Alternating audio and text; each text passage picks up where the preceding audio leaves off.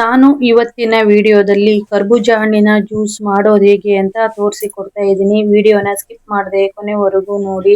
ಹಾಗೆ ಯಾರಾದರೂ first time ನನ್ನ ಚಾನಲ್ ಅನ್ನ ನೋಡ್ತಾ ಇದ್ರೆ ಪ್ಲೀಸ್ ಸಬ್ಸ್ಕ್ರೈಬ್ ಮಾಡ್ಕೊಂಡು ನೋಡಿ. ವಿಡಿಯೋಕ್ಕೊಂದು ಲೈಕ್ ಮಾಡಿ, ಶೇರ್ ಮಾಡಿ. ಒಂದು ಕರ್ಬೂಜ ಹಣ್ಣನ್ನ ತಗೊಂತಾ ಇದ್ದೀನಿ. ಹಣ್ಣನ್ನ ಮಧ್ಯದಲ್ಲಿ ಕಟ್ ಮಾಡ್ಕೊಂತಾ ಇದ್ದೀನಿ. ಮಧ್ಯದಲ್ಲಿ ಕಟ್ ಮಾಡ್ಕೊಂಡ ನಂತರದಲ್ಲಿ ಒಳಗಡೆ ಬೀಜ ಇದೆಯಲ್ಲ, ಒಂದು ಚಮಚ ಸಹಾಯದಿಂದ ಬೀಜನ ತಕೊಂತಾ ಇದ್ದೀನಿ. ಎರಡರಲ್ಲಿ ಕೂಡ ಇದೇ ರೀತಿ ಬೀಜಗಳಿದಾವೆ. ಎರಡು ಒಳಗಡೆ ಇರೋ ಬೀಜವನ್ನ ತಕೊಂತಾ ಇದ್ದೀನಿ. ಬೀಜವನ್ನ ತಕೊಂಡಾದ ನಂತರದಲ್ಲಿ ಹಣ್ಣಿನ ಮಧ್ಯದ ಭಾಗದಲ್ಲಿ ಇದೆಯಲ್ಲ, ಆ ಹಣ್ಣಿನ ತಿರುಳನ್ನ, ಹಣ್ಣಿನ ಒಳಗಡೆ ಇರೋ ತಿರುಳನ್ನ ಪೂರ್ತಿಯಾಗಿ ಈ ರೀತಿ ತಕ್ಕಂತ ಇದ್ದೀನಿ.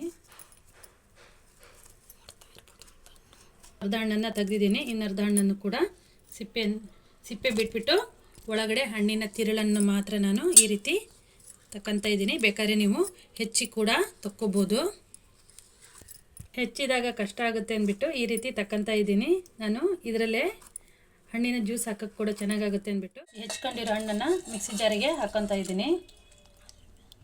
ಇವಾಗ ಸ್ವಲ್ಪ ಸಕ್ಕರೆಯನ್ನು ಹಾಕ್ಕೊತಾ ಇದ್ದೀನಿ. ಸ್ವಲ್ಪ ಒಂದು ಏಲಕ್ಕಿನ ಸಿಪ್ಪೆ ತೆಗೆದು ಹಾಕ್ಕೊತಾ ಇದ್ದೀನಿ. ಇವಾಗ ಇದನ್ನು ರುಬ್ಕೊಂಬರೋಣ. ಇವಾಗ ರುಬ್ಕೊಂಬಂದಾಗಿದೆ. ರುಬ್ಬಿರೋದಕ್ಕೆ ಹಾಲನ್ನು ಹಾಕ್ಕೊತಾ ಇದ್ದೀನಿ.